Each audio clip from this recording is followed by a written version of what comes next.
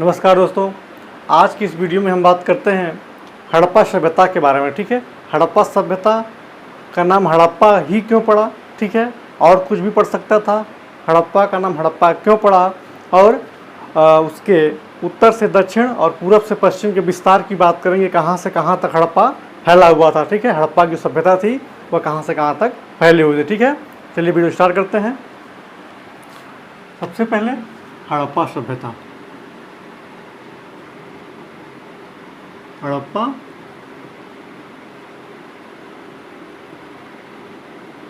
सभ्यता। ठीक है, हड़प्पा सभ्यता का नाम हड़प्पा ही क्यों पड़ा? ठीक है,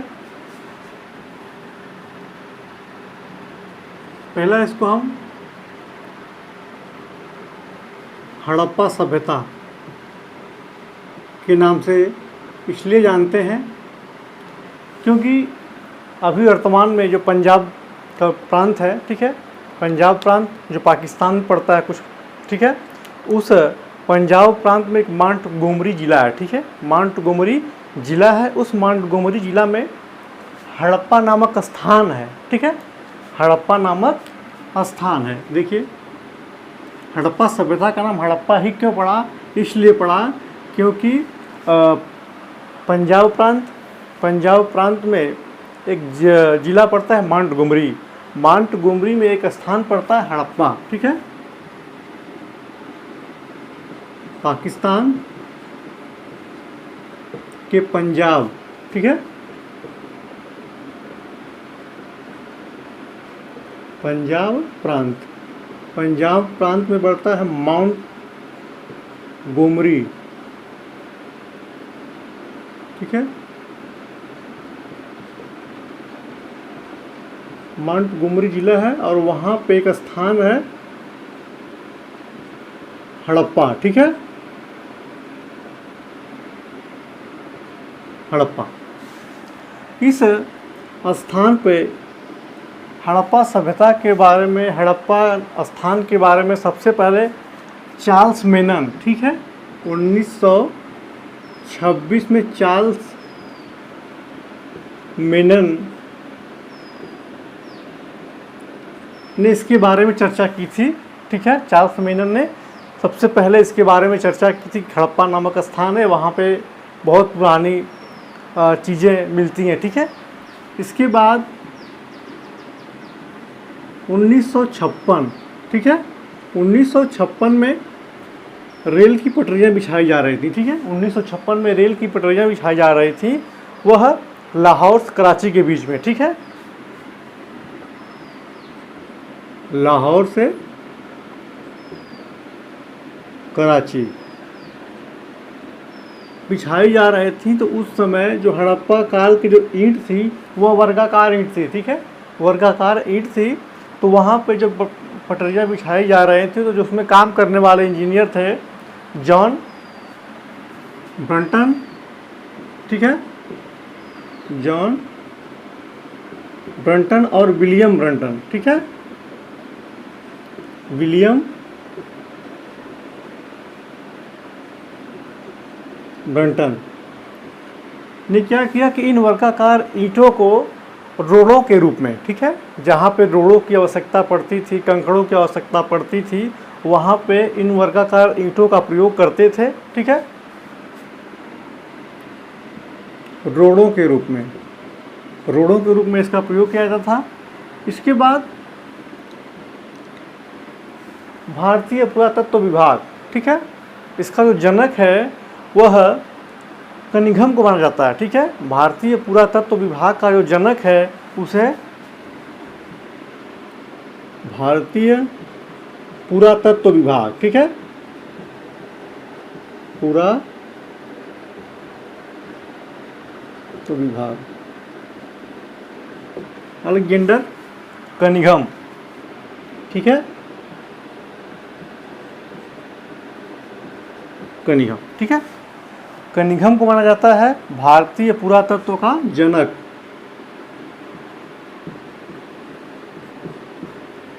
अब लॉर्ड कर्जन के समय में भारतीय पुरातत्व का संपूर्ण विकास हुआ। ठीक है, लॉर्ड कर्जन के समय में भारतीय पुरातत्व सर्वेक्षण विभाग जो है पूरा सक्रिय हुआ, उसके समय में पूरी स्थापना उसकी हो गई, ठीक है। तो नींव किसने डाली, अगर पूछता है कि भारतीय पुरातत्व विभाग की नींव किसने डाली, तो लॉर्ड कर्जन ने डाली है, ठीक है, लॉर्ड कर्जन ने डाली। और जनक पूछता है भारतीय पुरातत्व विभाग का जनक कौन है, तो कनिंघम। और नींव किसने डाली, तो कर्जन, लॉर्ड कर्जन, ठीक है, लॉर्ड कर्जन ने डाली। और इसी लॉर्ड कर्जन की बाद 1921 में, ठीक है, भारतीय पुरातत्व विभाग का एक महानिदेशक होता है जॉन मार्शल, ठीक है। भारतीय पुरातत्व विभाग का एक महानिदेशक जॉन मार्शल होता है, और जॉन मार्शल ने ही 1921 में दयाराम साहनी से हड़प्पा सभ्यता, हड़प्पा नामक स्थान पे खुदाई करने के लिए कहता है, ठीक है। उसी के निर्देश पे दयाराम साहनी ने वहाँ पे खुदाई की, ठीक है। तो इसलिए हम हड़प्पा सभ्यता को हड़प्पा सबसे उपयुक्त नाम इसलिए मानते हैं, हड़प्पा उससे इसलिए कहते हैं कि सबसे पहले उस सभ्यता का जो पहला स्थान था वो हड़प्पा नामक स्थान खोजा गया था, और सबसे पहले उसकी खुदाई की गई थी, ठीक है। 1921 में दयाराम साहनी ने जॉन मार्शल, ठीक है,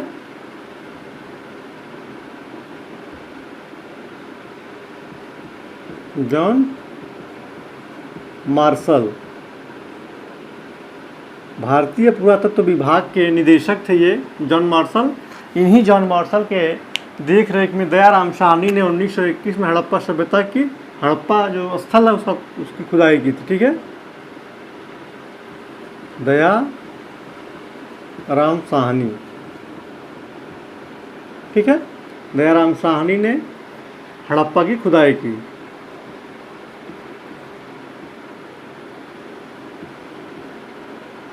हड़प्पा की खुदाई, ठीक है। इसलिए हम हड़प्पा सभ्यता को हड़प्पा सभ्यता इसलिए कहते हैं कि सबसे पहले हड़प्पा सभ्यता की खुदाई की गई, हड़प्पा नामक स्थान को देखा गया था, हड़प्पा नामक स्थान से सबसे पहले दयाराम साहनी ने उसकी खुदाई की थी, ठीक है। बहुत परीक्षा में पूछा जाता है कि हड़प्पा नामक स्थान की खुदाई सबसे पहले किसने की थी, तो जॉन मार्शल के निर्देश में दयाराम साहनी ने इसकी खुदाई की थी, ठीक है। दयाराम साहनी और मोहनजोदड़ो खुदाई बाद में बताएंगे, ठीक है। राखलदास बनर्जी ने की थी 1922 में, ठीक है। इसलिए इसका नाम हड़प्पा पड़ा, ठीक है। सबसे पहला स्थान हड़प्पा खोजा गया था, ठीक है। इसके बाद इसको हड़प्पा सभ्यता को सिंधु की सभ्यता के नाम से भी जानते हैं, ठीक है।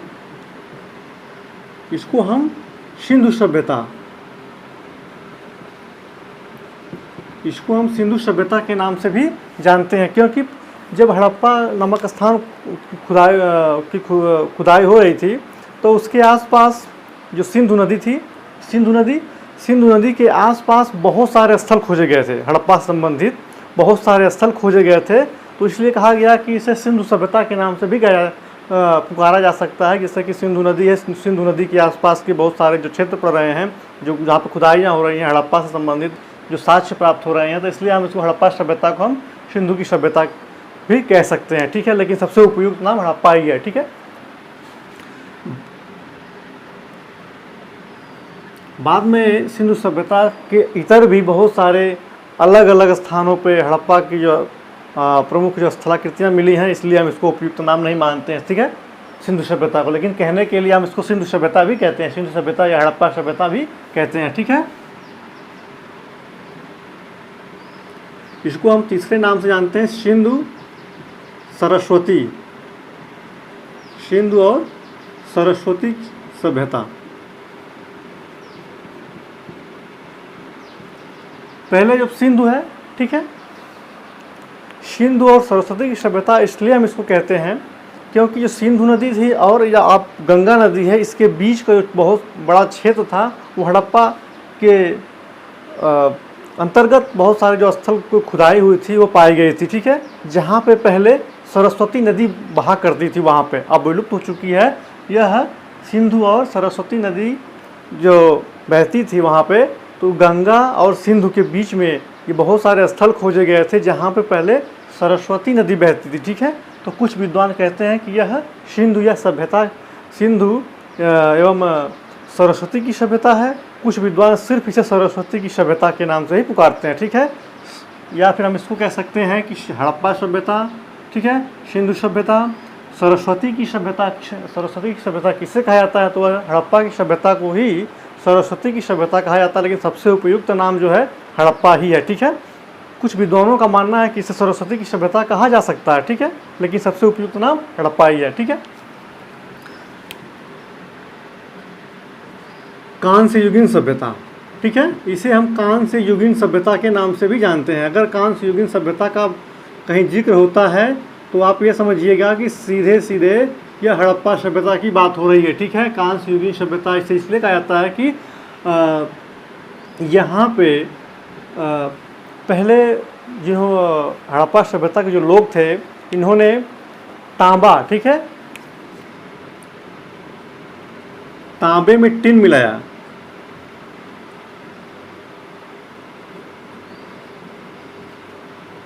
तांबे में टिन मिला के कांसा तैयार किया था, ठीक है।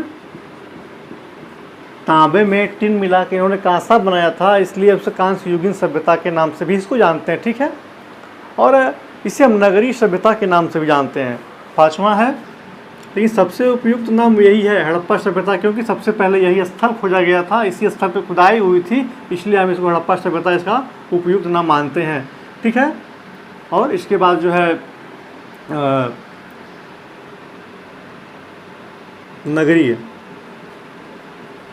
नगरीय सभ्यता।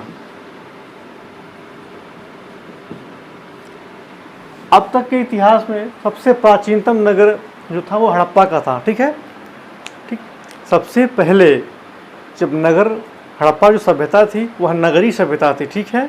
वहाँ जिस तरह से शहर होते हैं उस तरह से यह हड़प्पा सभ्यता बसी हुई थी। पक्की नालियाँ थी, ठीक है, बड़े बड़े दुर्ग थे, उनके दुर्गों को बचाने के लिए किले बने हुए थे आगे से, ठीक है। तो जो नगरीय सभ्यता थी वह सड़क थी, सड़क के बगल में मकान बने थे, ठीक है। तो पूरी तरह से यह सभ्यता क्या थी, एक नगरीय सभ्यता थी, ठीक है। और यह हड़प्पा सभ्यता मात्रात्मक सभ्यता थी। यहाँ पे मात्र देवी की पूजा अधिक की जाती थी, ठीक है, देवी शक्तियाँ बहुत होती थी, इसलिए हम यहाँ पे हड़प्पा सभ्यता को कह सकते हैं। जहाँ पे साक्ष्यों की जो प्रतिमाएँ मिली हैं, ठीक है, वह देवी प्रतिमाएँ बहुत अधिक मिली हैं, इसलिए हम मात्र सत्तात्मक सभ्यता के नाम से भी इसको जानते हैं, ठीक है। हड़प्पा सभ्यता कैसी है, मात्र सत्तात्मक सभ्यता है, ठीक है। अब जल्दी से देख लेते हैं इसका क्षेत्रफल, मतलब ये उत्तर से लेकर के दक्षिण तक और पूरब से लेकर के पश्चिम तक, ठीक है, कितना विस्तार है, ठीक है। जो हड़प्पा सभ्यता थी उत्तर में जम्मू कश्मीर तक, ठीक है, मांडा, ठीक है, मांडा तक,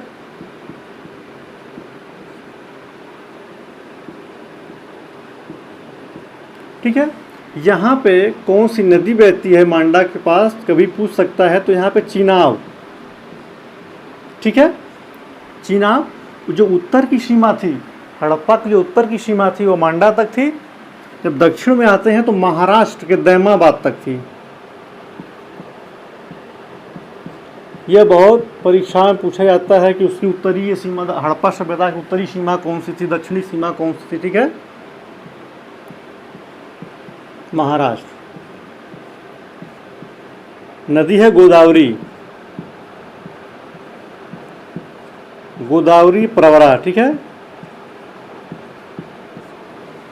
दैमाबाद, गोदावरी, प्रवरा या दैमाबाद सबसे दक्षिणी स्थान था। यहाँ तक वह महाराष्ट्र के दैमाबाद तक हड़प्पा सभ्यता फैली हुई थी और उत्तर में जम्मू कश्मीर के मांडा तक फैली हुई थी। अगर पूरब में आते हैं तो उत्तर प्रदेश के मेरठ में आलमगीर तक, आलमगीर, ठीक है, मेरठ, ये यूपी, ठीक है। यहाँ पे कौन सी नदी बहती है, हिंडन नदी, ठीक है, पूछ सकता है कभी, तो इसको भी देख लेते हैं। हिंडन, आलमगीर, ठीक है, आलमगीरपुर, मेरठ यूपी, उत्तर में मांडा तक। आप पश्चिम आते हैं तो यह हड़प्पा सभ्यता पश्चिम में सुतकांगेडोर बलूचिस्तान तक, ठीक है।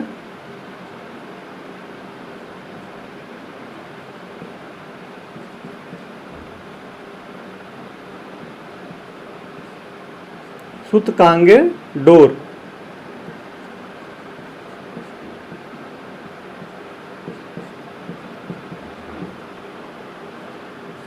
सुतकांगेडोर बलूचिस्तान तक, ठीक है। यहाँ पे कौन सी नदी बहती है? दास्क। ठीक है, ये हो गया पूरा इतना। अगली वीडियो में इसके स्थलों के बारे में जानकारी लेंगे। हड़प्पा सभ्यता के जो हड़प्पा स्थल है, मोहनजोदड़ो है, लोथल है, कालीबंगा, चिन्होदड़ो है, बनवाली है, ठीक है, इसके बारे में थोड़ा जो बहुत इंपॉर्टेंट है, ठीक है, उसके बारे में जानेंगे। ठीक है, अभी तक इतना ही। और ये जान लीजिए कि जो गुजरात है, स्वतंत्रता के बाद गुजरात में सबसे अधिक हड़प्पा के स्थल खोजे गए हैं। ठीक है, और ये वीडियो मेरा कैसा लगा आपको, इसके लिए लाइक और सब्सक्राइब जरूर करिएगा। धन्यवाद, तब तक के लिए नमस्कार।